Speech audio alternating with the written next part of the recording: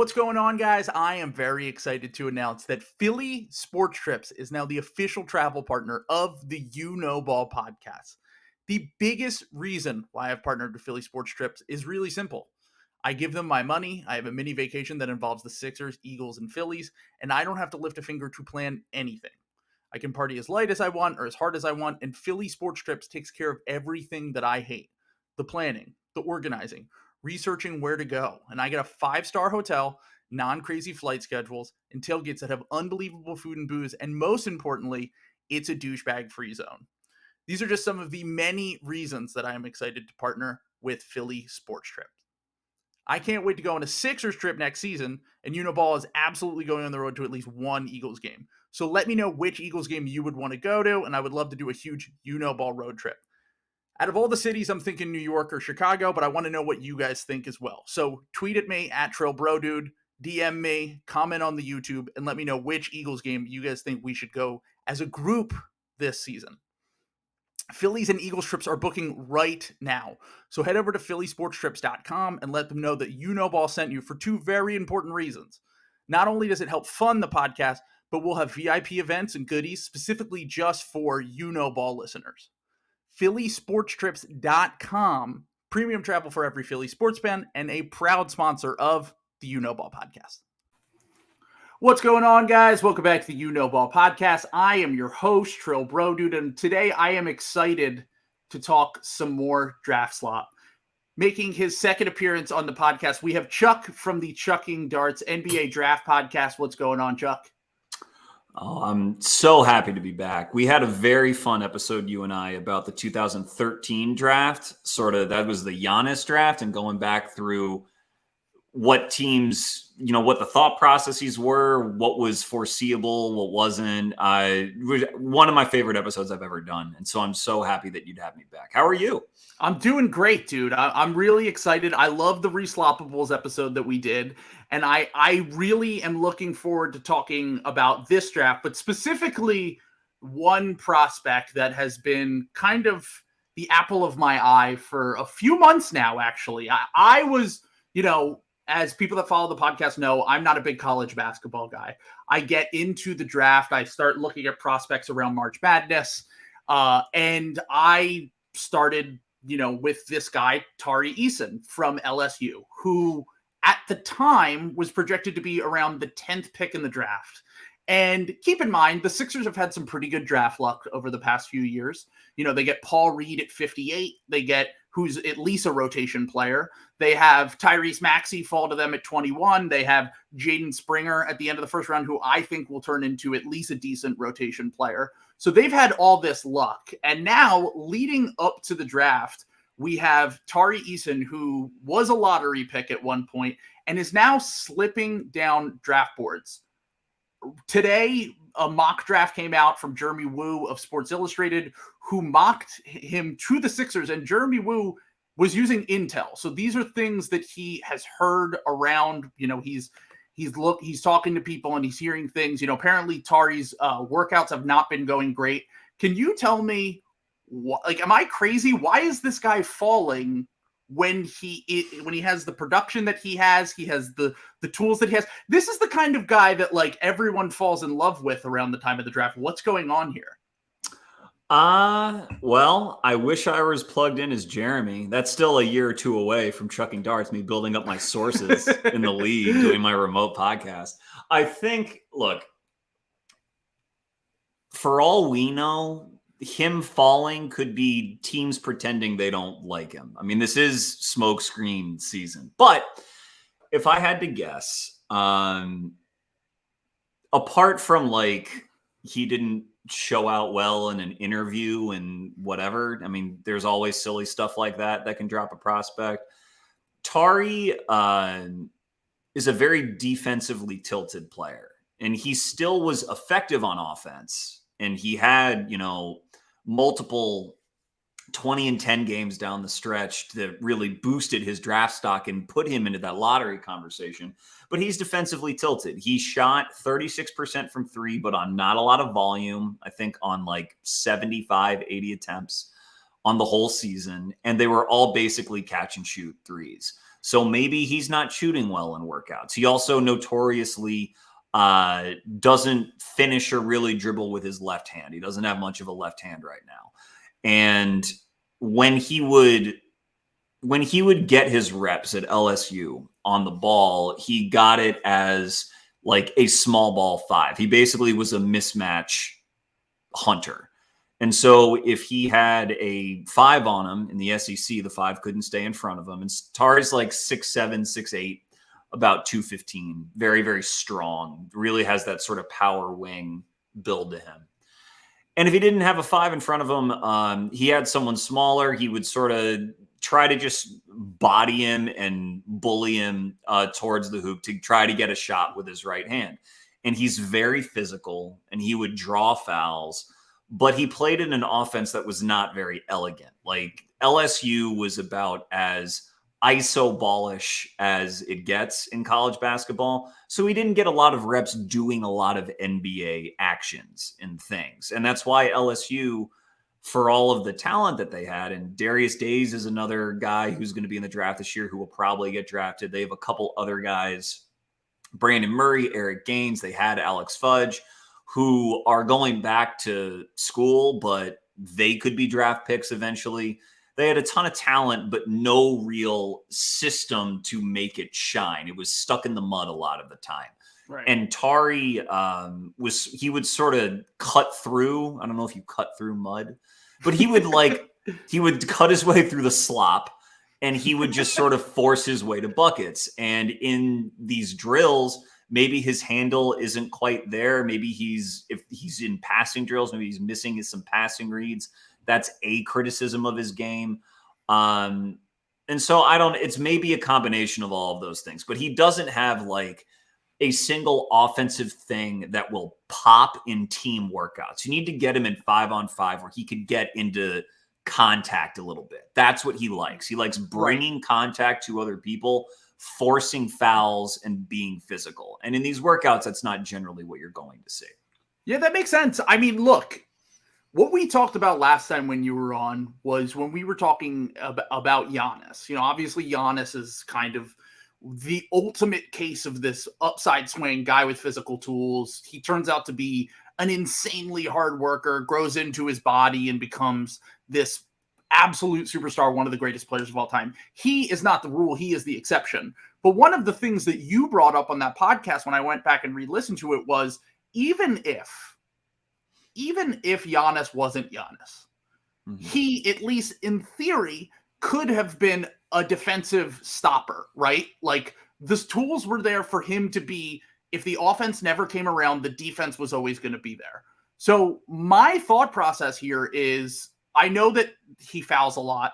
I know that there is he takes a lot of risks and gambles a lot. It's funny because I watched him and I literally, swear to God, didn't even hear until I listened to Sam Vecini today. He was the second person who's brought this up. I talked about it with a friend like a month ago, and I was like, he's kind of like Thibault in that he gambles a ton and he causes havoc and whatever defensively. And I'm thinking, if this guy can ever figure out the foul thing, and if this guy can come up to the next level and be an impact defender from day one, then like, what is his road to becoming like, if he just comes into the league with his tools, his production defensively, like, I could see this guy being in a rotation from the jump, regardless of the offensive limitations, is my whole thing. I think that it's possible. And my feeling on him is exactly what we talked about, not to the degree of Giannis, obviously, but it's the same idea that he, at his size, he'll be able to defend a class of player that just not many people in the NBA can defend.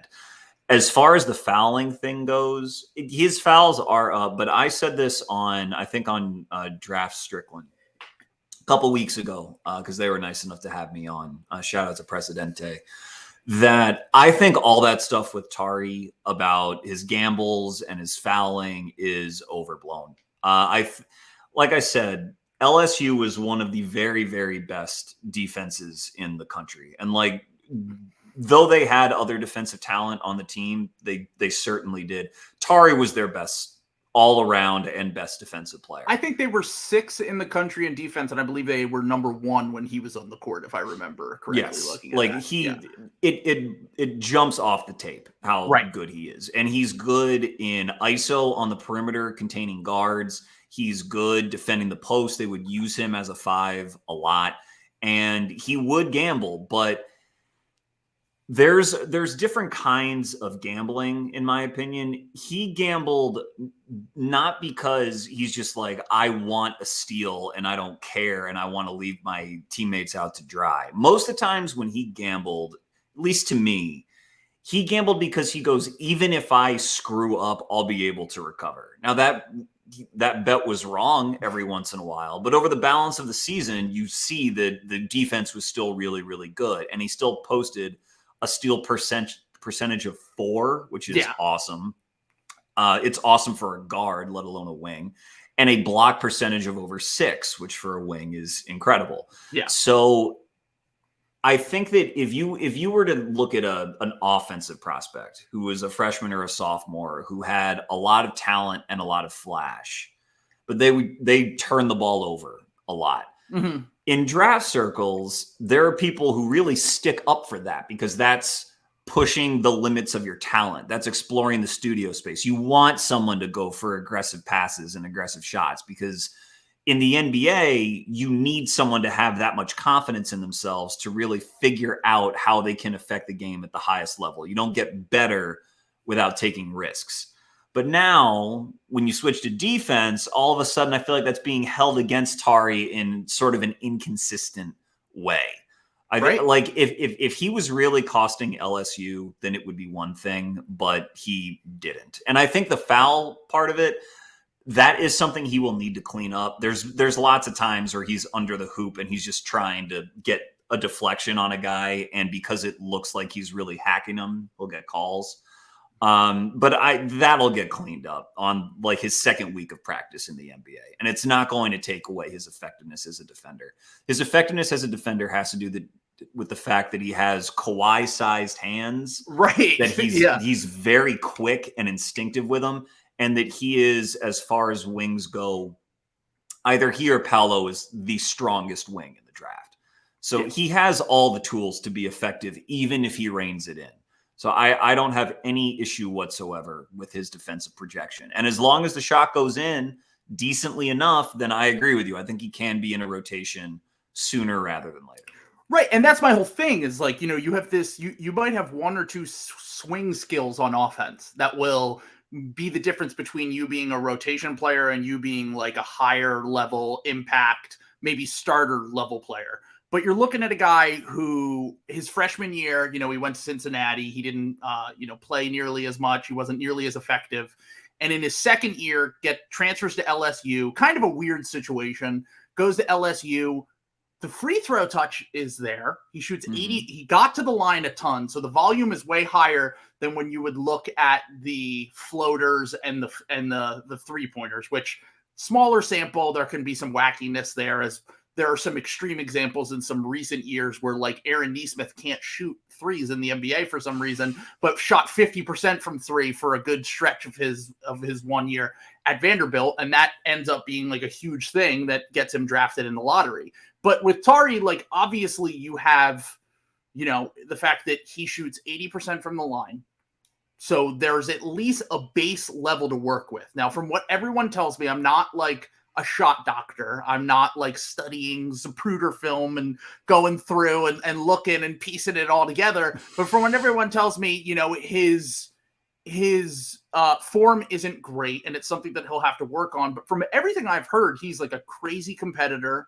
From everything I've heard, he seems like a guy that could potentially be like a worker. And like everything that I've heard about this guy, except for the shot being a question, the handle being a question, these are major concerns for sure. Yes. And the passing and decision-making on offense. Now, those 3 things, if those 3 things never improve, if they never translate to the NBA level, of course you're going to have an issue.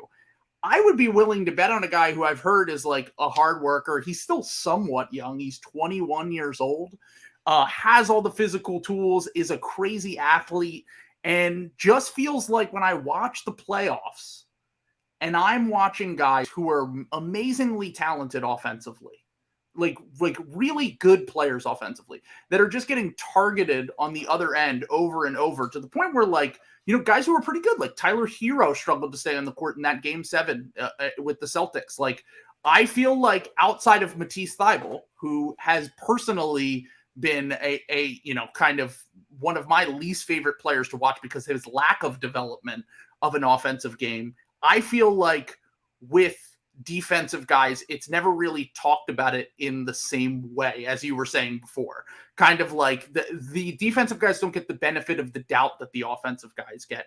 And I do feel like watching this playoffs that, like, watching Jason Tatum and watching guys like, you know, Giannis and like all this, like, just having a guy who might be able to stay on the court offensively and can unlock some things for your defense, it just, that to me at the higher levels of the playoffs is going to be a huge competitive advantage, especially if you can get this guy at the end of the first round.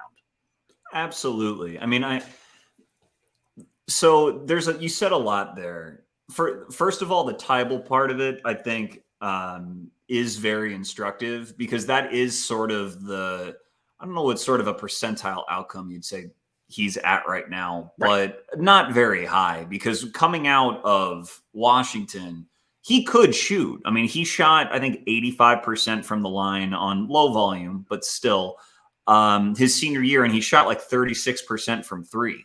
Like, it did seem like it was going to work. And sporadically over his first couple years it did, but in the playoffs, you know, defenses make choices, and if they choose to ignore them, like if they choose to ignore you, they're going to ignore you, and it's just on to you to, you know, have a quick trigger and take and make those shots.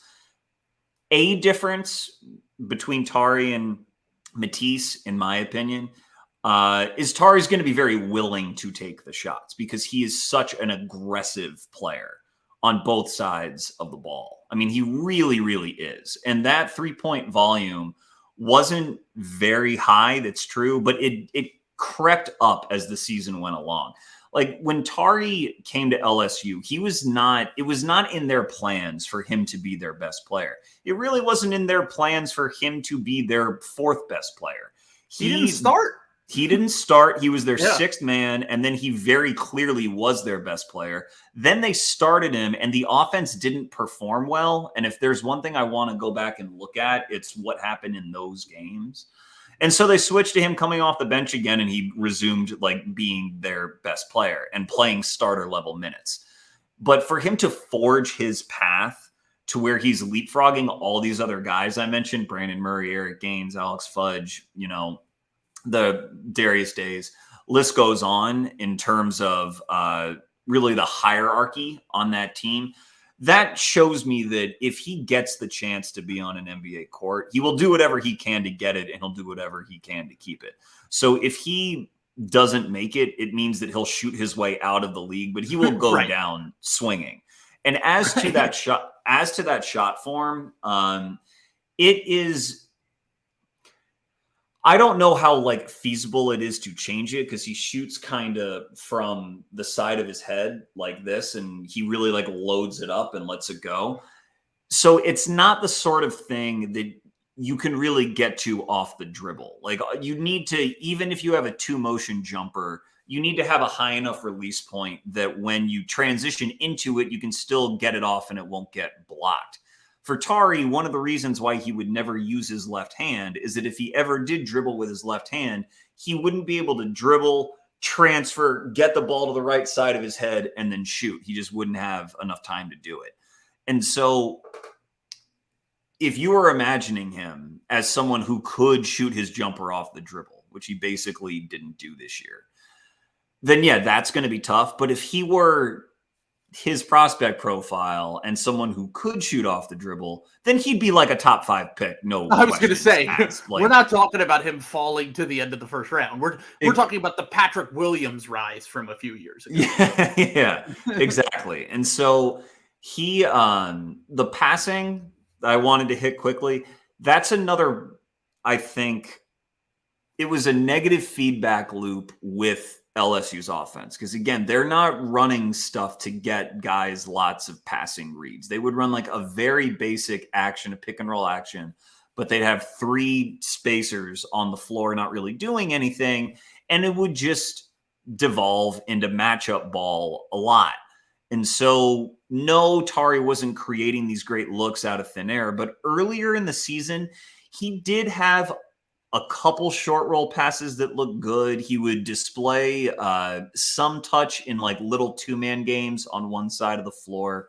Not crazy, but not as though he wasn't paying attention and has like no idea where to go with the ball. It's stuff that will need to get better in the NBA, like that, certainly so. But I don't know that it's a disaster or anything like that. So it is definitely worth the risk. And if you look at players, I think I comped him to like Dorian Finney-Smith. If you look at guys roughly his size who play really, really good defense, eventually, yeah, he's going to need to knock down his threes. Like Dorian got paid.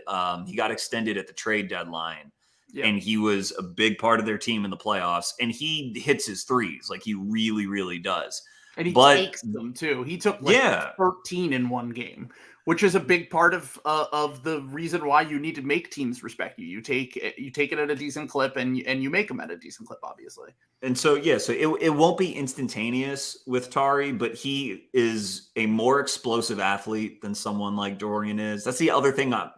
We've talked about it a little bit, but he had like 50 dunks this year as a wing, which is a huge amount. He's interesting. He cuts the profile of a supplementary starter or high bench wing piece, but he has the athleticism that you'd want to bet on at the very top of the draft. And so where you rank him is all about balancing that out. But it's higher than 23. And for sure. I don't know that he reminds me exactly of this guy, because this guy was a better passer and was even a better athlete coming out of college than Tari. But I think another guy who went 23 a few years ago was OG, and maybe we'll talk about that was going to be my comp for. Yeah, I mean, he was exactly who I was thinking of everything we've talked about. Yeah, he was, I think, a little better in each area than Tari, but it's not like completely insane to be reminded of him. And so if you really wanted to dream on him, then that's sort of the guy you would use. Yeah, and that would be, once again, incredible, especially for where OG went in that draft and where Tari could potentially go. It's falling down draft boards right now. So ultimately, he's been my number one guy. I'm kind of breaking my normal rule, which is don't fall in love with the high upside athlete type, because a lot of the times they will burn you. But in this case, you're playing with house money. You're at 23, and the 23rd pick, a lot of the time, honestly, outside of the top 5, sometimes it's just a crapshoot. And a lot of the times when you're getting down, as I said before, we've gotten lucky with some of the later first round prospects we've gotten recently. But generally speaking, when you're in that 20, 25 range, you don't even know if they're going to be an NBA player at all. So when we get into that range, the thought here moving forward is, do they keep the pick? Do they move the pick? I obviously hope for I didn't just waste weeks of podcasting thinking about this, going throughout all of this, doing whatever. I hope they keep the pick, and that, because over the next few weeks we'll talk about different prospects and all of that stuff. But one of the things that we talked about pre-podcast was this idea that, I don't want to trade the pick just to trade the pick, because I know Doc Rivers is our coach, and I know that he likes to play veterans, and I know that he has his guys. But if we are trading the pick for a more of a sure thing, I would rather have it be a Derek White type trade, where the Celtics identified a weakness that they have, which in our case is not going to be a Derek White type coming off the bench. It would be a starting 3 or 4, if possible, depending on what happens with the Tobias Harris situation. Because Morey isn't going to invest any more into guards and centers. Like, he's shown that he's not willing to invest in the backup center position outside of maybe drafting Charles Bassey and Paul Reed. Mm-hmm. And from the guard perspective, I think he's pretty locked in with Maxey and Harden as the starting guards. So he's going to be going after those starting 3s and 4s, which with the 23rd pick in the draft, not the easiest thing in the world to pull off. The Sixers don't have a ton of matching salary, but there is something to getting a guaranteed guy. Like the guy I keep using that as an example, if Phoenix decides to go in another direction, they want to save some money, whatever, you can cobble together Matisse Thybulle, Furkan Korkmaz in the 23rd pick and get a Jay Crowder or something like that. Maybe some people would see that as an overpay. I don't know. I personally think that would be fine. Korkmaz wasn't in the rotation at a certain point last year. Thybulle has proven to be pretty unplayable in the playoffs. And the 23rd pick, Jay Crowder is going to end up better than that, most likely. So what is your mindset when it comes to like trading a late first round pick versus like keeping it and taking a swing on a young guy when you're in a situation like the Sixers are right now? Depends who's out there. I mean, depends the interest in the pick. If there's interest in the pick and it's someone that you think can play for you in the playoffs, then yeah, I mean, absolutely. Even like if it costs you this pick and a future pick, if you think that you can get someone, let's say Jay Crowder, for example, that is going to, I mean, he would play probably 30 minutes a night in the playoffs for the Sixers or 25. Yeah. Like you make that trade given where you are at with Embiid. But assuming that isn't just readily available and it takes like a lot of things to line up to be able to do that, namely like a team misevaluating their own player. This draft is a good one to have the 23rd pick in. Now I say that like I will say that about every draft. I like once you get to like post lotto, I'm like I'm loose, I'm warmed up. I'm like now the draft's actually started with my guys. But what's so crazy about this year is there are so many different kinds of wings to take a bet on, which is something that Morey, I'm sure, would be interested in doing. Like, so y'all got Jaden Springer last year, who fell, who I love talking, before the podcast, you were like, yeah, like we got lucky 2 years in a row. We got Springer, and I really liked Springer. I had him in my lottery, so I obviously thought it was a really good pick. But like Sixers fans taking like a victory lap on a guy who like hasn't really played for the team yet, I just love it. No. It's I'm so in the minority. darty. Yeah, no, I'm absolutely in the minority because I was a Springer guy pre-draft. I had him number 1 for my targets because he was falling and whatever. But Philly fans, especially Sixers and Eagles fans, are extremely reactionary. So Springer never cracking the rotation, never stepping foot on the court at 19 years old sent everyone into a panic. They're going back and looking at the boards and saying, why didn't we draft this guy that was taken 3 spots after? Why didn't we draft this guy? And by the way, there were some guys I liked at the end of the first round, beginning of the second that got drafted, like Miles McBride. I would have been fine with. Yeah. Like there were plenty of guys in that range. Io was in that range. Yeah, like I didn't know that much about Io, but he's turned out to be great for where he was drafted, especially. But I do think that like we have this knee-jerk reaction. I don't want to use I'm trying to avoid this because we're using like Giannis, OG Anunoby. Like the guys I've brought up are like extreme examples of the situations that I'm talking about.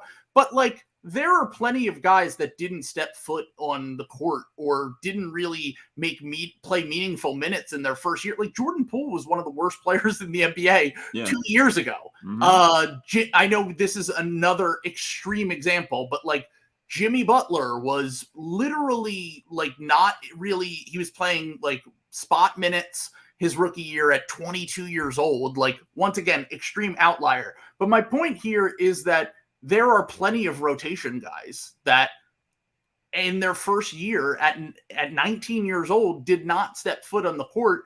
And I'm trying to be more patient and be like, look, we have Doc Rivers as our coach. Like he's not going to play young guys, especially a 19-year-old. And there are flaws in a guy like Springer's game that make it so that he's not going to be able to play with Joel Embiid and James Harden right away. Like he has to be a better shooter, basically, is what I'm kind of saying here. So sorry for ranting there, but I did want to bring that up because I've actually talked to a lot of people who have been panicking about it. And I'm like, I'm good, dude. I once again, trust the process is the motto. You have to you take the lottery talent who falls to the end of the first round every time. And if it doesn't work out, it doesn't work out. Yeah.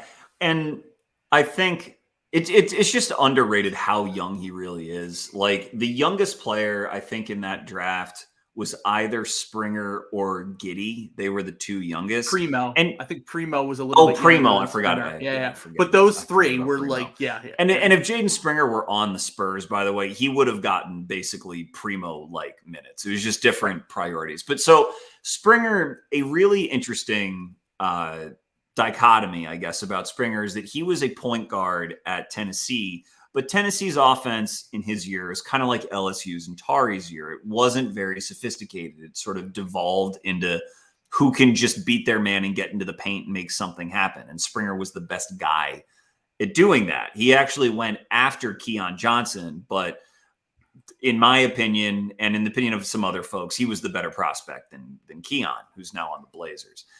But because he wasn't a huge playmaking, distributing point guard, he was more of a strength-based, like bully ball mismatch guy. There was sort of a split opinion as to what he was going to be at the NBA level because he was entering so young. Are you going to train him as a point guard, basically, someone to run your offense and initiate efficient NBA offense, which basically all guards need to do? Or is he like a smaller wing, a guy who can guard up, guard bigger than he is, but really have to play off of a creator? And that is what I ultimately think he is. And that's still a really good player. In fact, it might be more valuable down the line. But that puts him in sort of a category of wing. Now, his shot needs to improve, but he was a pretty efficient shooter in college. Like, I'm not worried about Jaden. But what this draft has, that even last year, as good as it was, didn't have a lot of once you got outside the lottery, is like bigger wings. Guys who are, Jaden's 6'4", 6'5". Guys who are 6'7", 6'8", 6'9". That's Tari. That's Jake Laravia. That's EJ Liddell to a certain extent. Dalen Terry. Who else did I have in my head? Oh, Jabari Walker. Patrick Baldwin Jr. These are all guys who when you think of 3-and-D or D-and-3 or however you call it, this is what that position is becoming. Like the natural evolution of the game is going to be that you can't call a guy who's 6'5", 6'6", D-and-3 if they can't dribble and get into the paint and pass as well. Right. Like the height threshold for needing guard skills is just going to get higher and higher and higher.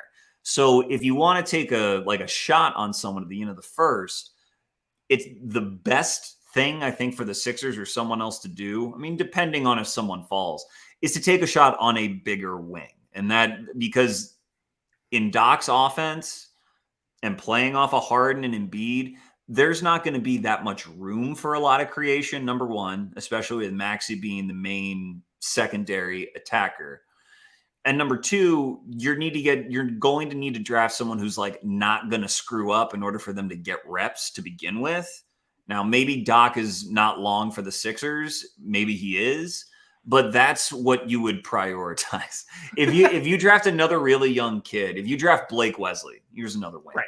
He's 6'6" from Notre Dame, or maybe he actually measured a little shorter than that at the combine. Yeah, so he's a shifty, sort of paint touches, drive and slash, and he's a bucket. Finish. He's a bucket getter. He's a real hooper. Yeah, exactly. But he's very young. I think he was 18 this whole season. Sort of came out of nowhere. Wasn't huge on the recruiting trail.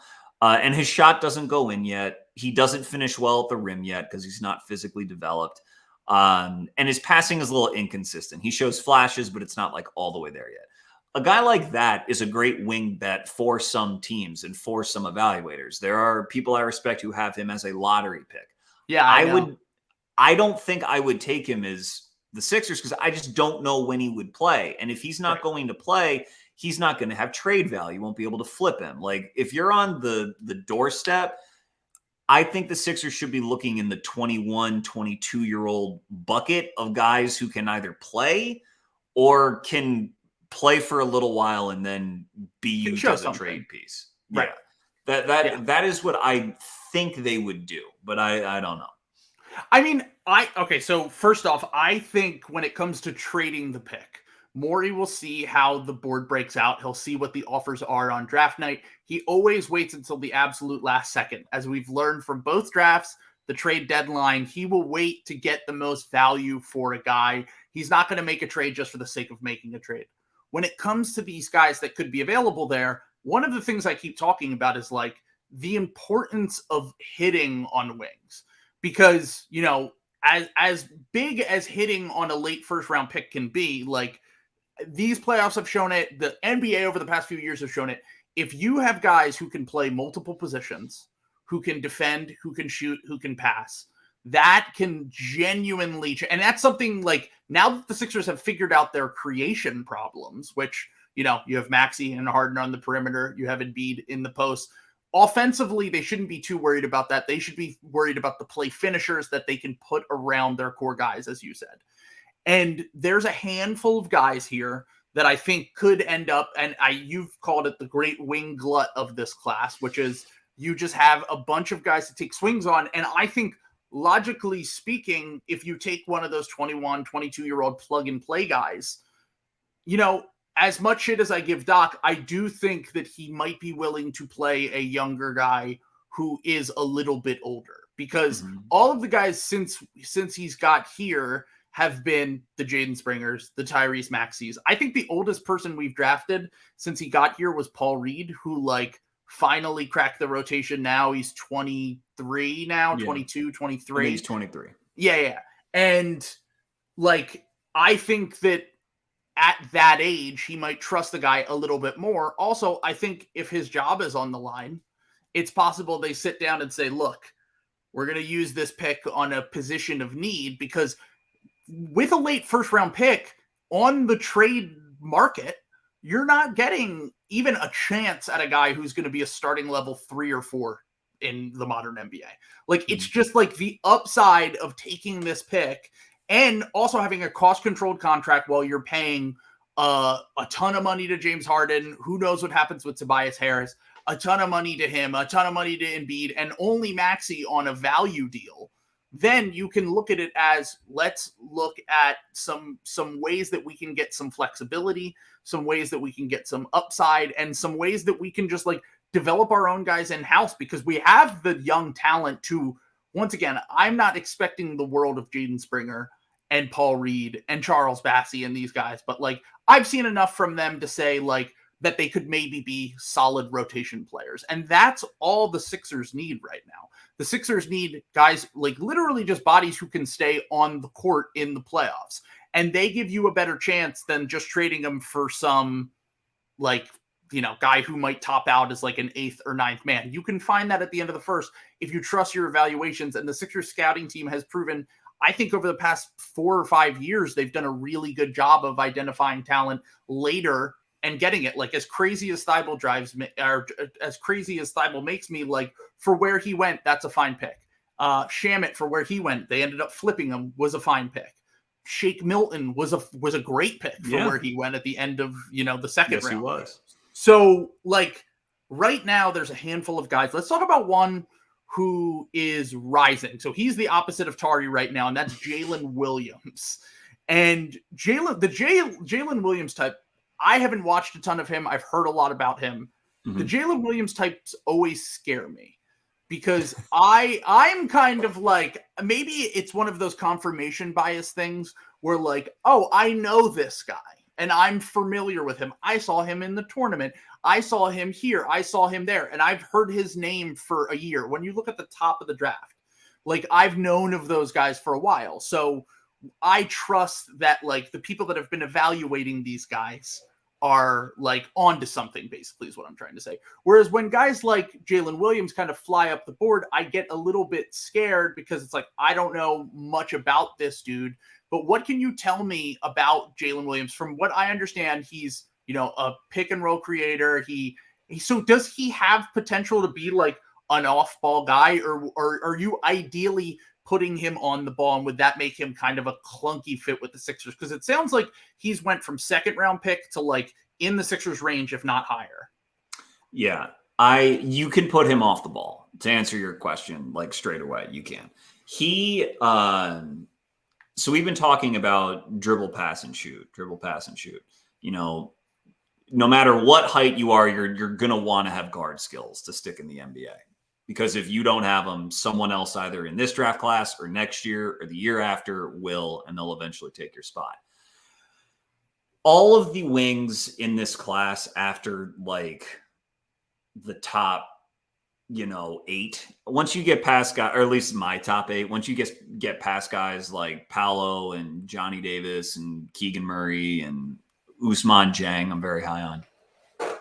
Once you get past that group, there are not many guys who have a credible argument for already being pretty good at shooting, passing, and dribbling, all three. Jalen Williams is one of them.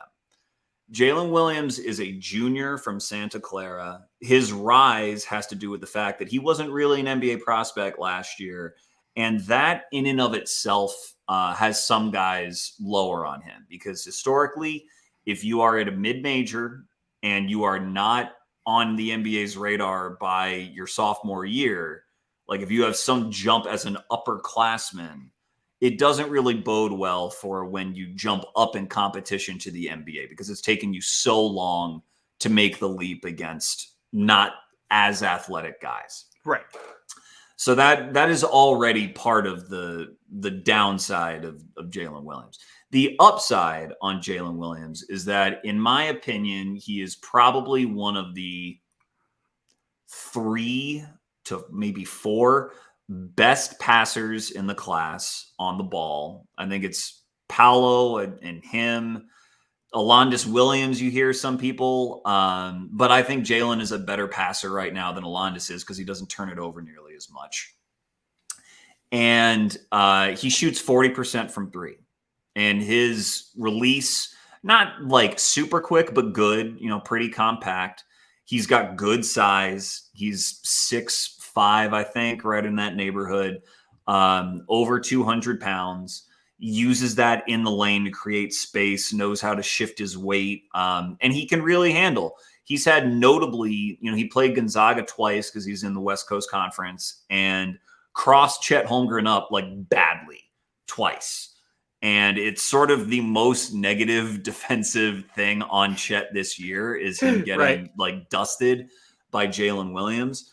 And so when you combine all that, you can see why he was gaining buzz even before the combine. I had him sort of, I think in my 20s, end of the first round, sort of pre-combine. Then he came to the combine and he measured out with a 7'2" wingspan. Wow. Now he has these guard skills. Like they are not theoretical. They are real. Right. And for him to have a wingspan like that is like, that's when everyone was like, oh my God, like this guy absolutely has to go in the first round because it makes him like, if nothing else, it makes him a pretty projectable defender. He, as a defender at Santa Clara, was like, okay, not great. This is another reason why some guys are still reluctant to buy all the way in on him as like a top 20-ish pick. Because again, if you're that physically gifted, he also posted a huge vert at the combine. Like his measurements were really great. And you're a junior in a mid-major, that's like, well, why aren't you absolutely destroying everyone every game? Right. He was merely like very good. Right. And when I watched him, it looked like he was having a little bit of trouble like bearing the burden on both ends. I thought he looked like he could fight over some screens with his strength and he could stay attached to guys. But their defense called for them to just sort of funnel everything towards the paint. And once a guy sort of got to the paint, Jalen was sort of like, just get out of his stance and stand up. Like he wasn't, as you call it, like a dog for 100% of every possession. And it would be better if he were. I'm not saying that I like him dismissing that concern. But another thing that he tested at the combine, which I thought was interesting, is I think he had like the highest body fat percentage of anyone who tested, which for some people would be a red flag. To me, Pat Riley took him off the board immediately. Get him out of here. Like to me, and he doesn't look like a big guy, but to me that says if you get him in shape to where he can handle the conditioning and you shrink his role to where he's not bearing much of a burden, then you can have a two-way player. Like there is a two-way player in there, especially someone with a 7'2" wingspan. He had, I think, 25 dunks as like a pick and roll initiator. That's a really good number. In the combine scrimmages, he played really well. I think in his second one, he went 7 for 8 or something like that. Wow. Dunked on a couple people. And again, if you wanted to dream on him, I'm not putting him in this class, but if you wanted to dream on him, you would look at how Memphis uses Desmond Bane as someone who's a very gifted shooter who can attack, especially a tilted defense, but can also run a pick and roll and get his own shot, run a pick and roll and make the right pass. That is sort of the idea of Jalen Williams, is that like Bane, he has dribble, pass, shoot coming into the league. That was the difference between Bane and Nesmith that teams didn't really value or figure out. Nesmith was an off-ball player. He could not initiate as a guard. Bane could. Jalen Williams can. So if he really hits, if the conditioning steps up and he is a real defensive asset, then you're looking at someone who could be potentially a third starter on a good team. And that sounds kind of quaint. Third starters on good teams return top 10 value every single draft class. No questions asked. Home run. Yeah. That's the idea. Now, a lot has to go right. It might be that the NBA athleticism does give him real problems despite these awesome measurements. But even so, the fact that he can dribble, pass, and shoot means at least he is a bench wing. And that makes him worth betting on, in my opinion. Yeah, I mean, that was, first off, great pitch. You sold me. I'm now Jalen Williams pilled. I will be watching Jalen Williams highlights all night after this. So he is now number 2 on my board behind Tari Eason, if you're following. By the way, there's another Jalen Williams, just to clarify. I know, yes. Yeah, okay. This is Jalen with an E. There's Jalen with an I as well, who's going in the second. He's projected to go in the second round right now. He's more of a big. So I just want to run down a few other guys because right now, I look, if the Sixers end up with Tari or Jalen Williams where they are right now, I would be fucking pumped. It would be great, 100%. Now, with the way that, Tari's fell from the top 10 to a little bit further down, once again, you said it is smokescreen season. Everyone's out there kind of trying to get their guy in their range. They know maybe they're leaking reports. Maybe they're telling people things that aren't actually happening, whatever. Jalen Williams rising, Tari falling. Let's say we get to 23 and neither of them are there. We have that glut of wings that the Sixers should be looking towards. And there's a few guys that I've talked about. The one guy before we get into the other ones that I am blown away by Christian Braun's, like the way that Christian Braun looks. Like he looks like a frat king. When I saw his photo for the first time, like I was like, this guy has a 40-inch vertical. And then I went and watched him and I was like, oh, he's a dog too. He's an absolute dog. Like I remember him from Kansas's tourney run a little bit, but going back and watching him, he talks a bunch of shit. He's apparently a pretty good athlete, at least vertically. And, it seems like he projects to be a pretty decent shooter, although he is a white guy, so everyone will probably think that he's going to be a better shooter than he actually is, and that tends to work with those guys. But just give me your thoughts on Christian Braun, because I'm pretty sure you're kind of high on him relative to consensus. I believe you said that you would have a first-round grade on him, right? Yeah, he's like right there. He's very close. I like him. So the dribble, pass, shoot on that rubric, he is definitely pass. To me, he is a connecting passer. He's not really an on-the-ball initiator because he's not a good dribbler. Dribbling is not his thing. But as a passer, as like a touch connecting passer who knows how the play is developing and can attack a closeout and make a good pass, he, I think, is excellent. I think he's underrated in that respect. That's the best part of his offensive game. As a shooter, when he shoots, he is pretty good. He just has his issue is volume, getting them up, because he prefers to pass. He prefers to drive and attack and pass because that's what he does best. Now, I think in either the Final Four game, I think it was a Final Four game against Villanova, but maybe the national title game too. Like, he would pass up like shot after shot, and for guys like me who he's like off my board. He's off my board. I've had too much PTSD from the Sixers over the years of guys refusing. I know, but he's a little bit of a contradiction. So like, he would be passing up shots that I thought he should be taking, and I was like, oh, come on, man. And then in the last 2 minutes, he hit like one end of a shot clock. I guess I'll shoot this three. Then he hit like a movement three 2 possessions later. And all the while, he's just talking shit like the whole time. And it's just like, man, how can you be reluctant to shoot when this is what you do when you shoot? And he did this all year. He would hit game winners. He would hit shots on the road in front of the other team's bench, always yapping. And when he played in those combine scrimmages, he was the same way. Very sort of rugged defender, good defender. Defended Jeremy Sohan, who's going to be in the. What's up? One of the best defenders in the class, right? I've heard like his perimeter defense is pretty good. I think it's like very solid. I don't know if I'd go one of the best in the class necessarily, but it's good. Like, especially for this range, it's good. I think that he could, the comparison, very original comparisons you see for him are guys like Alex Caruso or Dante DiVincenzo. Right. So I think that Caruso was a better prospect coming out of college. DiVincenzo's an interesting one because DiVincenzo, like Brown, I think Brown is actually how you say his name, but it's like Braun. Yeah. It's like the Razor brand, right? But I think it's pronounced Brown.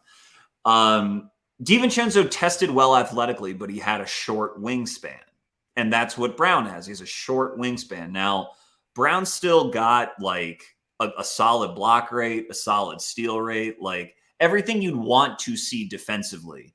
That was just like a notable thing. But when you watch him, very active hands, very smart. I don't know that he's physically overwhelming, but he's very tough, enjoys physicality. And so the idea with him is on an NBA court where people will dare him to shoot. Like they will leave him open because the book on him will be he's reluctant to shoot. He eventually his shit talking switch will turn on, and then his attempts will go up. He has sort of a low release on his jumper, but I've seen him in the combine. He got it up over Ron Harper Jr., who's another wing, like a second round wing that I think is underrated. Ron Harper Jr. has a 7-foot wingspan. He got it up over him, hit a couple there. Like, I really think that he has a chance, especially if he can just raise his release point a little bit on the jumper. But he has the competitiveness, and that's a cliche, but he really does to stay in the league and stick. He cares about the right stuff on the floor that can complement other stars. I think he is worth a gamble. I think there are this is when you get into sort of like, what's your flavor? Do you like a guy like him? Do you like a bigger guy like Laravia? Do you like more of a 4-5 rim protector type like EJ Liddell? Like, right. What suits the Sixers best? Do you want someone with on the ball juice? That's Jalen Williams. There's so many different kinds of wings. My hope is that like 20 of these wings stick, and then like the NBA sort of finally retires the D and 3 and D label, right? And realizes you need to be more like diverse than that to succeed. But that's what's at play here. 3D plus. Like you need to have multiple skills. And this is something that my buddy Hugo from Warriors Twitter has been talking about for a while, which is like, as the game evolves, you need to have more just offensive skill to be able to stay on the court, especially as you get later into the playoffs. And this dribble pass shoot thing that has really popped up over the last 2 or 3 years, specifically in the playoffs. It sounds like there's at least prospects that have, like you said, he's not great at dribbling, but the passing and the shooting could be there, but the passing is definitely there. You have at least two. You have 2 of the 3 that you can somewhat rely on, and then you hope that maybe the third they can get better at, whatever it is. So let's just run down a few of those prospects. I've already talked about EJ Liddell a bunch. I like EJ Liddell a lot. If he was there at 23, sure, great. I would love to take him. He's not really what the Sixers need, but like I'm all for best player available when you're in like a bunch of kind of guys that are in a similar tier. But like if you have Liddell a little bit higher on your board and you think he's the best player available, like I think he would be great value at 23. Like I think he's just like, to me, he's very productive college player. I think some of it will translate. I think he'd be good there. So let's run down some of these like smaller guys that are more like wingy types. So there's you mentioned Jake Laravia, who I think I just have a type. Like my type is like when I watch a prospect, they really pop on film. And like I'm just like, oh, this very obviously this is a guy. You know what I mean? Like I'm a casual draft guy. Like I'm not in the weeds. I'm not fucking, looking at film all the time. So like if I can just watch a guy that has like for example, Tyrese Maxey, I fell in love with him for the first time I saw him. I was like, he's a hooper. He's got the dog in him. He takes big shots in big moments. He attacks closeouts. He he's a great finisher. He does all the things that I want from my complimentary guard to Joel Embiid. And I fell in love with the kid from the first time I saw him. Jaden Springer, a little bit longer. He grew on me. I was more looking at him as a defensive guy that had some offensive upside. Whereas a guy like Jake Laravia, like I watch him and I know the one comp that I keep hearing, once again, very original, it was Joe Ingles is the guy that I've heard him get compared to. So just tell me, let's just do like a little like speed date almost for Jake Laravia. Tell me like what you like about him as a prospect or why he should be in this range with these wings. So he's a pass and shoot, and he is a equal passer to Braun, at least very good, but has in this range of the guys we're talking about has the best touch. He shot over 60% from two, which is really, really good, especially for a guy who played outside in a power conference too. He played at Wake Forest. Yeah. He shot high 30s from three. And he had transferred from Indiana State, and he was used more as like a post player because his touch in the post was so good. So there hadn't been a team that had just encouraged him, shoot more threes, shoot more threes, shoot more threes. That happened at Wake. They drilled it into his head. You need to shoot more threes. His volume on the year was still pretty low, but his shot looks really good. Like really good. And when you have the touch that he has in the lane, it is very easy to project him as a positive offensive NBA player.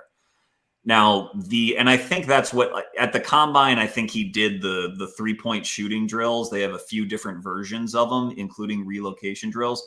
And he was one of the best in all of them. And then he shut it down because either he got a promise or his agency was confident in his performance that he was going to get a promise in the late first. And so defensively, he is like not physically overwhelming. Again, he's 6'8", 230, 225, well built. And he's a very good communicator, knows where to be. His block and steal rates were like pretty good, like not a red flag there. He guarded Paolo Banchero pretty well when they played Duke.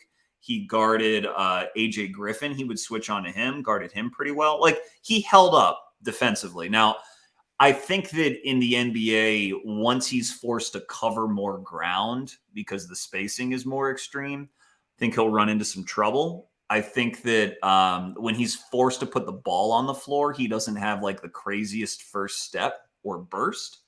And so that is going to, I think, cap his ceiling as like a fifth starter type. Like if you think of versions of wings, like Grant Williams is kind of like a fifth starter type because he's not the most athletically gifted, but he is switchable on defense, very intelligent, and he'll shoot his threes. Grant was a better prospect than Laravia, in my opinion, but that's the hope, is that he becomes someone who's so efficient offensively that he'll stick and contribute. Okay. All right. Well, white guy who went to Indiana State. So, good history of those. I'm just saying, folks, next Larry Bird, I don't know. End of the first. Let's get Larry first. All right. There are guys who have Laravia in their top 20. Like anytime you're that efficient, you get your fans. And yeah, of course. I early on I liked him. I almost feel like the bandwagon has sort of passed me by as his stock has risen. But yeah. Okay. So let's just do quick points on Ochai Agbaji. I believe that's how you pronounce his name. Did I get it right that time? Yes. Okay, good. You got it. Who's the other Kansas wing. So what's the deal with him? Just quick question. I feel like I see a lot of people in draft Twitter that seem to be a little bit lower on him than the league, maybe. Yeah. Like the league seems to be like, this guy's a lottery-ish. Yeah. Just behind the lottery talent. And he will be, I guess, theoretically a plug-and-play guy because he's like 22 and, played at Kansas, whatever. So what's his deal with like, why doesn't draft Twitter love him maybe as much as the league and some people that are more like casual observers of the draft? Yeah, so I am one of the people who is lower on him. Okay. The league pitch for him is that he's like Duarte. That is legitimately plug and play. Duarte also sort of undersized. This is now we're in the 6'5", 6'6" kind of wing, not the 6'7", 6'8". But Duarte came in and was basically what his pitch was for Indiana. So now they've got themselves a cost-controlled wing for the next few years, which... Yeah, he's only 35 too, so he's... Yeah, exactly. The difference between Duarte and Agbaji, and this is why I think Duarte was the better prospect, was that Duarte was a very good, like, poppy defender. Off his feet very quickly, very aggressive, got a bunch of deflections, and was just sort of in your jersey all game. Not the most physically gifted guy, but like just athletic enough and made up for it with his activity. Ochai is athletic, like he, especially vertically. He has good bounce. He finishes alley-oops. There's been a couple good like Braun to Ochai alley-oops for that team. He was most outstanding player in the Final Four, but it has never translated to any production besides shooting. Rebounds, low. Assists, low. Defensive stats, not really there. And he's been at Kansas for 4 years, and it never has really come through. This year was his best year by far because his shooting efficiency, which had already been pretty good, was now like very, very good, especially for the first 2/3 of the season. He was shooting well from 2. He was shooting well from 3. And you could see why he would go in the top 20 on this like Duarte-ish path. Duarte also was extremely efficient in his draft year. Then towards the end of conference play, conference tourneys, that 3 started to abandon him. He was banged up a little bit, but once his shot doesn't go in, and this is why some folks are lower on him, you just can't play him. He's just a negative player because he doesn't do enough else on the court. So the teams that are higher on him, I think, just believe very strongly in the shot. And the shot is very good, especially off movement. Like he gets good elevation, nice high release point, quick release. Like it looks great. It just should. He should be better than he is. That's what it is. He might end up being a top 20 player in the draft, like easy.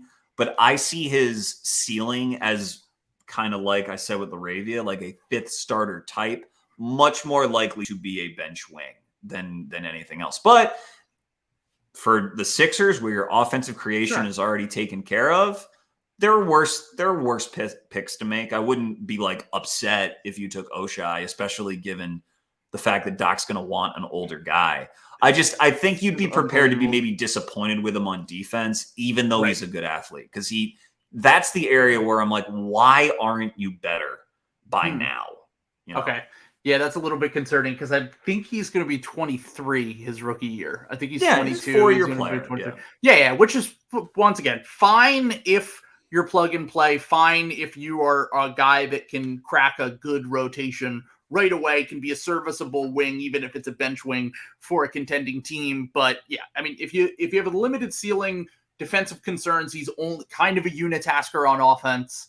That is generally speaking the prospects that I try to avoid when I'm looking. I want guys who can do a lot of things that can affect the game when their shot isn't falling and can bring you something defensively so they can stay on the court in the playoffs. Yeah. So and that's why he and Braun were like inverses. Braun would do all the other stuff, and then Ochai was there to shoot and get the buckets. And that's why some people have Braun higher. I have him like roughly the same, but that's the difference. That's the difference in philosophy. Makes sense. All right. So of these kind of more upsidey wings, I'm going to have you pick one and we'll just talk about them for a second. So of the upsidey wings, you have Marjon Beauchamp, you have Kendall Brown, Patrick Baldwin Jr., and Nikola Jovic.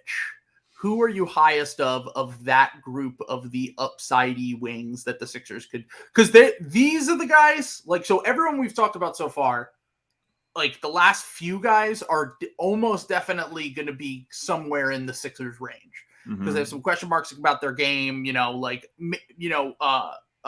might go a little bit higher. Braun might go a little bit lower, but like these are the kind of guys that we're probably realistically going to end up with.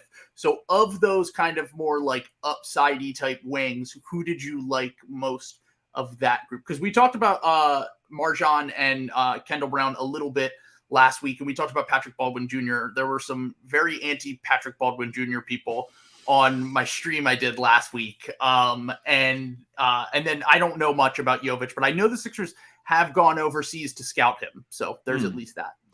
Yeah. I would say I'm highest on Kendall, but I think that all these guys are like in the glut. Marjon has a lot of fans because he, I think, is going to be like a very, very dedicated defender, going to play intensely, going to like, he'll find some way to stick in the league. My issue with Marjon is that he's already 21. He'll be 22 and he can't shoot yet. And if it's taking you that long, then it's... Can you tell me about the shot? Because I watched the footage and I'm like, just from a casual observer standpoint, his shot looks fine to me. Like, there's nothing that stands out about it. It just doesn't go in. Yeah, and I don't know. And that's for people smarter than me to like really get insight on. Because he also is a great finisher, like 15 feet and in. Right. Like he shot almost decent like rebounder. 60% from two in the G League, which is like great and a good indicator. But he shoots 65% from the free throw line and he just hasn't hit his threes yet. Yeah. So if you believe that you can like unlock something, if you think that you've got that, then I think that Marjon's a very good pick. Jovic has a dribble pass shoot argument. He does, and he's 6'10".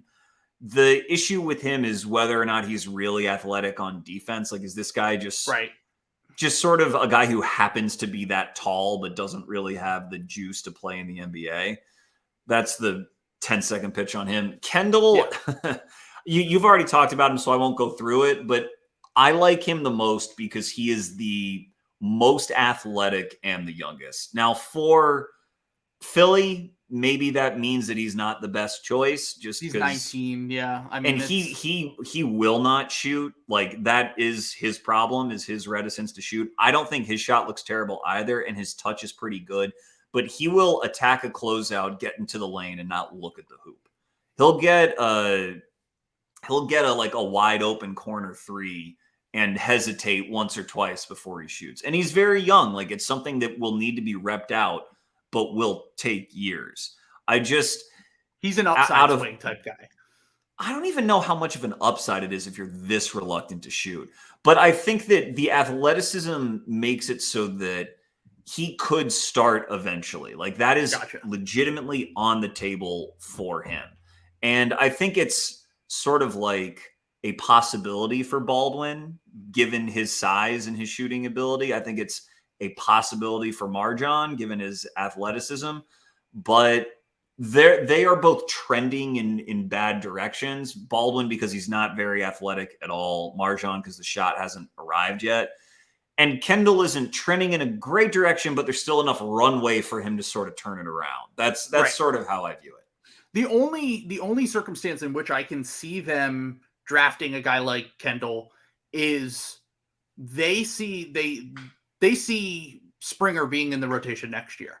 because I don't think they're going to save a lot of roster spots for developmental guys.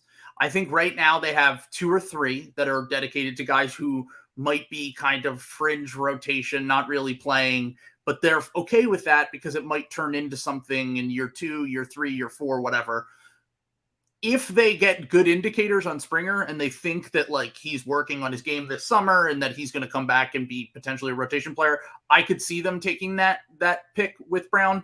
But ultimately, I do think that those the older guy, Beauchamp, who they've worked out, I think that he would probably be closer to what they would actually draft at the draft. Just because I think, once again, the age, I know the shooting is a concern.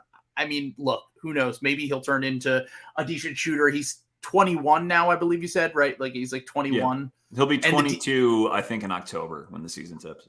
I mean, I watched some of his stuff, and like I will say, one area that I think the Sixers wings that are being everyone, and I talked about this on the stream last week, everyone keeps getting obsessed with like we lost Andre Drummond, like having a big who can rebound. But like in my opinion, our guards and wings are fucking horrible at rebounding. Yeah. So I would rather have guys that can kind of compete at least on that end. And from what I saw from Beauchamp in the G League, playing for the G League Ignite against better talent, he was at least getting some offensive rebounds. Yes. He was kind of competing down low. And that's something that I think he could be beneficial for the Sixers if he's not a great spacer right away. Yeah. So, very competitive, very physical, and can, by the way, like pump and go attack a closeout and like go dunk on someone. Like he is that athletic. There's definitely a case for him. That's why he has his fans who have him in the top 20. Like all these guys, if you view him in a certain light, you can make the bet.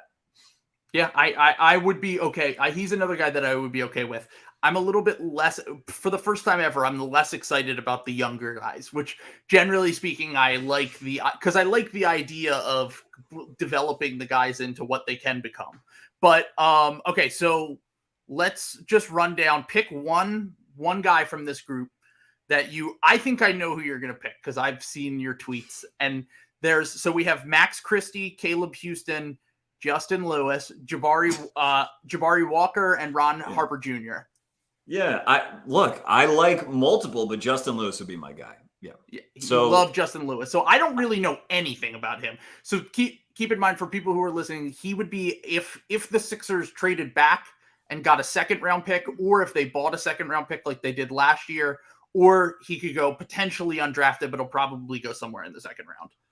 Despite my best efforts, yes, that is probably where he's going to get drafted. So Justin is sophomore, but he just turned 20. So he was like a 19-year-old kind of freshman aged sophomore this past season for Marquette.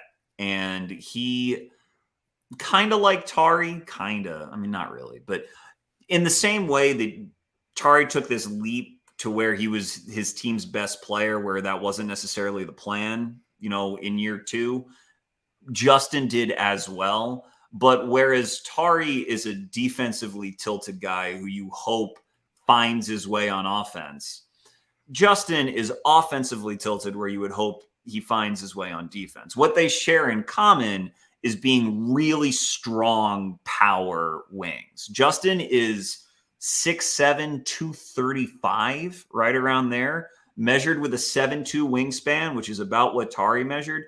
And it's the kind of like, he doesn't look like he's like overly bulky or like he's just broad. He has a massive frame that looks like it could add on even more weight. And on offense, you mentioned sort of the Pat Williams rise with Tari. On offense, Justin Lewis, I think, has a very good-looking shot. And I think that he can do like 1 or 2 dribble pull-ups inside the arc, which maybe makes you think that he could eventually shoot off the dribble from 3. And he ended up in conference play in the Big East. And the Big East was pretty good this year. UConn was good. Villanova was good. Seton Hall was good. He averaged 19 and 9, I think. And he shot 40% from 3 in conference play. Now, how is the volume on that? Pretty good. I'll double check, but pretty good. I can check for you right now. I have his I wanted to look at a picture of him. He definitely looks like an NBA player. Hold on. Yeah, 5 attempts per game. I mean, that's really solid. Very good for college. He would not initiate all the time. He would play off guards and hit his catch and shoots. But he could also shoot off the dribble, and down the stretch in games, they would sort of give it to him and clear out. Because if he went at a defender, even if that defender was competitive, it was like, okay, all right. Not trying to, hey buddy, not too crazy, because he's just very, very strong, and he would find ways to get to his spots. And I think he showed like very clever little moves in the lane, even though he's still kind of raw, like little pivots and drop steps to create angles for himself. He's sort of like, sometimes it would look kind of like a bull in a china shop, but it was the sort of raw potential that is like real potential.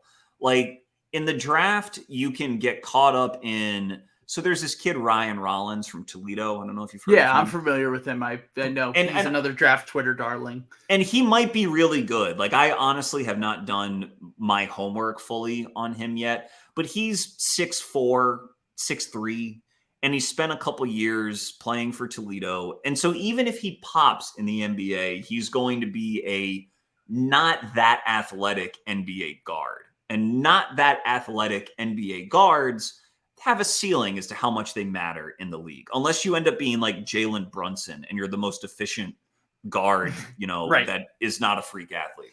And also, you were like the player of the year your senior year in college. Yeah, and you won 2 titles. Yeah, exactly. And we should have known that he was going to be pretty fucking good. But Lewis at 6'7", 235 with some shooting touch, like real shooting touch, and a 7'2" wingspan, like that's legitimate upside to me. That is something where if he gets in the right developmental situation and they find a way to make him work on defense, because the reason he's going in the second round is because he has heavy feet and slow hips, though I think he can recover a little bit because strength can cover up for a lot and that wingspan can cover up for a lot. I think that if you can unlock a little bit of that, then you have a starter, like a legit NBA starter, because he has offensive juice that will mature. I don't know if juice matures, but he has the game that can mature, and he has the frame. Offensive wine, it will. He's fermenting right now. I don't know what this is. He could eventually be wine. Exactly. Yeah. So that's why I like him as much as I do. And he's going to go 40th or whatever after a bunch of these wings.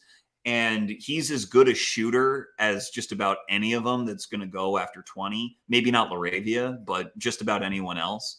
Right. And he is as strong and as physically imposing as any of them. And he's young. So that's why I like him so much. So ideal spot if he doesn't end up on the Sixers, which you probably won't. Toronto, Orlando, is that what you're thinking there? I mean, Toronto, of course. Like, that's the cliched answer. But anyway, like New Orleans, I'd love him there because of how like the leaps that Herb Jones took with his shot when he got there. Just any place that has some sort of like Memphis. If Memphis wants to keep sprinkling its little lotto tickets, he's a dart that I would put there. I actually think that the team that Tari is aiming for is Memphis at 22 would be my guess. We talked about to bring it full circle with the Tari conversation. I think that if he wanted to go somewhere, that's where he would be aiming for. And I think that that would be the kind of upside swing type that they would take for him. So it sounds like he would make sense for them as well. All right, let's get on to our last topic of conversation, which is the SLOP. Obviously, we end every podcast talking about the SLOP roundup around the league, what's going on. It was a quiet week, like kind of the same old stories that we've been hearing, which is Bradley Beal or Zach LaVine might leave their team, but probably not. And they're probably just leaking something to the media, to Kevin O'Connor, to try to get a bigger deal from, whatever. Like everything that came out this week felt like leverage stuff. There wasn't really anything that kind of popped. There was one story that actually brought up a pretty interesting dialogue between me and you on Twitter, which was OG Anunoby of the Toronto Raptors. Raptors fans, if you are listening, you can tune out this part. I'm not the one saying this. so don't come at me. It was Jake Fischer's report. No, but in all seriousness, Jake Fischer reported that OG Anunoby, teams around the league were speculating that he could potentially be available due to the fact that he had a smaller offensive role this year, due to the fact that he is kind of lower on the pecking order than, they kind of expected. They're developing Scotty Barnes. They have Pascal Siakam. We know his situation that's going on there right now.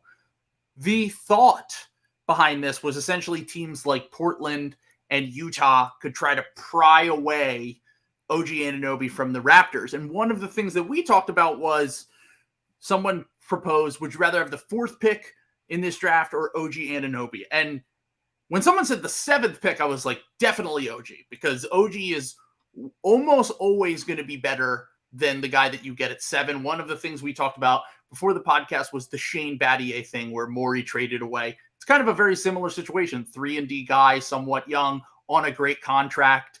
So he traded away like the 7th or 8th pick, which actually was Rudy Gay, who had a great career, for Shane Battier. And so now, like, when that question was brought up, 7th pick, no question in my mind, 100%. I think Mike Schmitz was hired by Portland to try to make these kind of moves, to try to help them get competitive. Seriously, like, look around the league. No, he probably was. Yeah, like, look around the league. Who do you like? Is there anyone that's out there that might be being a little bit underutilized that could really help us in the Dame window? All that stuff. It sounds like their offer would be Josh Hart in the 7th pick, which didn't really move the Raptors.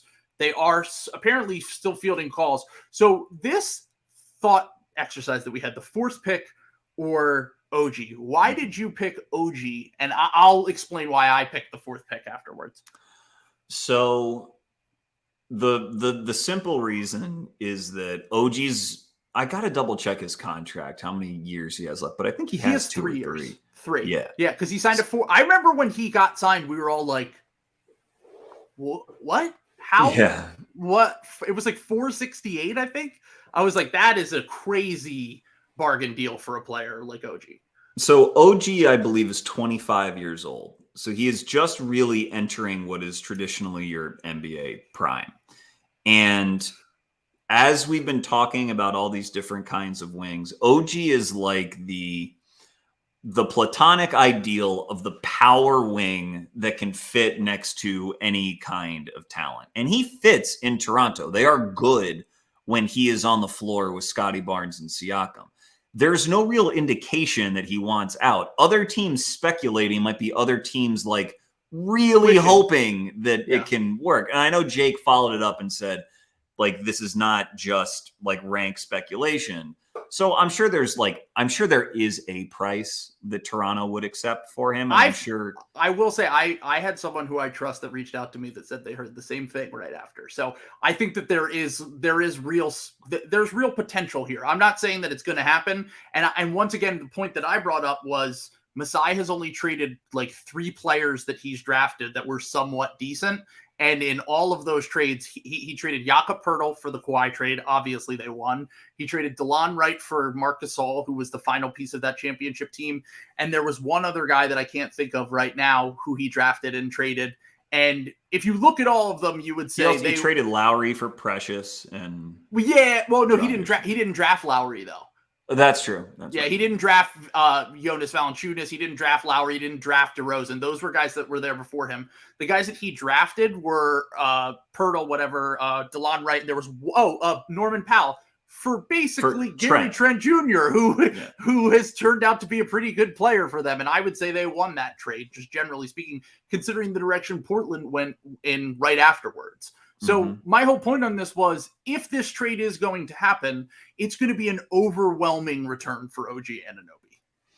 Yes. I think, a return that he thinks he has won the deal with. Like, obviously, That's how most GMs operate. But I think if, for example, if the Raptors had beaten the Sixers in the playoffs this year, they play Miami. OG is the one guarding Jimmy Butler, and he gives them a lot of problems. If they had won that series and they played the Celtics, OG's the one guarding Jason Tatum, and he would give him a lot of problems. And he has offensive talent. Like he has shot, I believe, 39% from three the last couple years. He was up around maybe 18 a game, and this was in an offense where the usage was kind of democratized. He has a positive assist to turnover ratio now. That passing is sort of the last thing of his to develop, but he has an inherent physical advantage as a wing in just about any game. He is 6'7", 6'8", 230. I mean, he's really big and strong.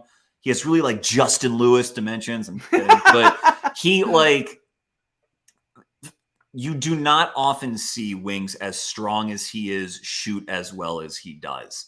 And I still think that in the next 3 or 4 years, you could see him make an all-star game in the right environment. He's been playing next to DeRozan and Lowry and Kawhi, like all these guys who are sopping up usage. And though I think he has another level to take as an on-the-ball guy, like I don't think he's there yet, I would want to be the team that tries. Like RJ Barrett, who's a kid I like on the Knicks. I think he has a bright future, and he is starting to get those on-ball reps. He has a similarly strength-based game to OG. Is not in OG's universe as a shooter. He just isn't. And he was drafted 3rd overall, and that doesn't really look like a bad slot for him. There is not a wing in this class outside of like Jabari and Paolo, maybe, who combines the sort of big wing skill with the offensive talent the way that he does. And I don't think, we could go through the past draft classes to see if it was there. In 2020, it would be like maybe Patrick Williams. Right. And like, that's it. And OG, now you look at Patrick and you go, OG would be a pretty great outcome for him. Like that, yes, that would be ideal. Yeah. And he was drafted 4th. Like right. Guys like OG are once a draft guys. Now, might you get a few guys better than him in a given year? Yeah. And there is Chris sort Paul of went 4th. Russell Westbrook went 4th, but still, yeah. And there are consensus. There is a consensus top 4 in this draft, right? And when you get past the top 4, Keegan Murray is thought of as a big wing, a big dribble pass shoot wing who, has talent. Like he really legitimately does. But if I'm a team that is like, I'm not trying to tank next year. If I'm trying to tank, it's obviously a different story. If I'm not trying to tank and I'm trying to show results and get results, you trade the 4th pick for OG. The 4th pick is likely not going to be the best player in the draft. And you will get results quickly with the chance for OG to even get better than he is right now on a good deal. That's why I would make that trade. I totally understand your point of view. When you said that back to me and you compared it kind of like to like a Chris Middleton situation where like Middleton is kind of in the ideal circumstance for himself. Yes. His shot creation has been incredibly important to the Bucks. I don't think OG will ever get to that level, but what you're getting OG for is for the defense. You're getting him for the play finishing, whatever. If you can also get that element of his game and develop it and maybe get to the point. I'm not a big believer in him as a shot creator, but who knows? Maybe he could continue to, maybe he's a really hard worker and he can just get to the point where he is that guy. I totally understand that. My whole thing was with the 4th pick. It's like, for example, this year it's the Sacramento Kings. Like yes. If Sacramento traded for OG, they're hitting their goals for sure. They're a better team immediately. They're going to be competing probably for, if not in the play-in, close to the play-in with the guys that they have. Mm-hmm. They will be certainly better over the course of that contract. My whole thing, especially for a market like Sacramento, so this might be a little bit specific to Sacramento. Yeah. But like OG Anunoby might get there and be like, this fucking sucks. I don't want to be here. And then in 2 years, you're like, all right, now we got to trade this guy. And of course, maybe he'll have trade value and whatever. But I'm thinking big picture for a market like Sacramento or the teams that are generally drafting at the top of the draft, that I want to take that superstar upside swing. And even if I miss, at least I took the superstar upside swing. And a lot of the times those swings don't, like Jaden Ivey this year. Who knows? Maybe Jaden Ivey is not that guy. Maybe he isn't. Maybe he is. And if I'm drafting at the top of the draft and I'm one of these teams that is going for a franchise-altering player, then I would just keep the 4th pick and take a swing on a guy like Jaden Ivey. Whereas OG, I think is definitely a safer bet and could probably ends up better than whoever the fourth best player in this draft is. And certainly incredibly valuable in the modern NBA, because we're sitting here doing an hour and a half long podcast about a bunch of guys who could maybe, if they hit their full potential, be as good as OG Anunoby. Yeah. I mean, and I think Sacramento's a great, like, that's the right framework to look at it, not just because they have the fourth pick, but they do want to show results right now. But it's very easy to make the case that taking Jaden Ivey, who I love, I'm probably going to end up with higher than the fourth pick. I think he's at least one of the top 3 players in the draft. But you end up with him, you're more or less assured to have a lotto pick next year. And if you get Jaden Ivey and then you jump up and you win the lotto, you get Victor Wembanyama next year, that's obviously the better outcome. So you could say that if you're really trying to win the title, you want to take a rookie that is going to allow you to get another really good rookie, like that sort of cost model. Control. Yeah, exactly. Yeah. Whereas Monty McNair might not have the job security and take the OG. Yeah. He might go, let's go with OG, the sure thing, because I need to keep my job. And I think that most GMs in the league, maybe I'm just thinking of this in a biased way, but I think most GMs in the league don't really have as much job security as we think they do. Like I think there's like 2 or 3 that have like legit job security. I would say like Masai, Masai, Presti, yeah. Like, and if you look at this past year, how many teams were really like, not maybe outright tanking, but what the ownership knew playoffs were not a possibility and accepted that and was cool with it. It was like OKC, Houston, Orlando, and Detroit. And also keep in mind, Houston was specific because they have a pick that goes out if they're not in. They had like a top 5 protected pick or whatever it was. So like that was even circumstantial. Right. So now you have like 5/6 of the league that is trying to compete like every year. And if you don't play well, then you are falling short of expectations. That's where if you're not one of those 4 or 5 teams, that's why you go with a guy like OG, because what you said about trading him later is absolutely right. If he wants to leave in 2 years and you have a Jeremy Grant situation, you'll be able to get a lot for him because he's better than Jeremy Grant is now, at least in my opinion, pretty clearly. So no, I think he definitely is. You will be able to recoup at least a lot of your investment. And so that's why I'd do it. I just think he's really good. Yeah, I honestly can see both sides of it. I personally, I guess my thought experiment is so process brain, which is so funny that you brought up that analogy of like, well, we could be bad again next year. And then we have the Scoot Henderson, Victor Wembanyama, Thompson twins, like this crazy top of the draft. And maybe we could end up there. And those 2 picks in a row could really alter the franchise. But ultimately, I mean, look, OG's probably going to end up on Toronto next year. Toronto very rarely ever trades their guys. I'm sure they're taking phone calls. I'm sure they take phone calls on everyone except for Scotty Barnes right now. Like, to be honest, like I think that Masai is that kind of guy where like, look, I'll take a phone call. It doesn't mean that I'm going to do it, but like if you blow me away with an offer, sure, why not? But I mean, if I had to guess, if he were to leave, I'm sure Portland. My guess would be it would be like the 7th pick, Josh Hart for salary matching. And by the way, Josh Hart's a pretty good player, like starter level player. Great rebounder, decent shooter, good defender. Like that would not be a horrible return for a player. And then maybe a future first on top of that or something like that would be what could potentially get OG out of Toronto. And once again, there's a reason why. There's, the big wing that can shoot and defend is like the most desired kind of role player in the modern NBA. And especially to get one that young on a great contract makes total sense to me. All right, Chuck, thank you so much for joining me. I really, really appreciate it. I appreciate you going long on this one. I will put the description to your podcast and your Twitter in down below. Is there anything else you want to plug? No. I'll have hopefully I'll have a really fun episode coming on Wednesday. Hopefully. Also, I'll give, when is this one posting? I'm going to drop this on Tuesday. I'm going to drop it tomorrow. Okay.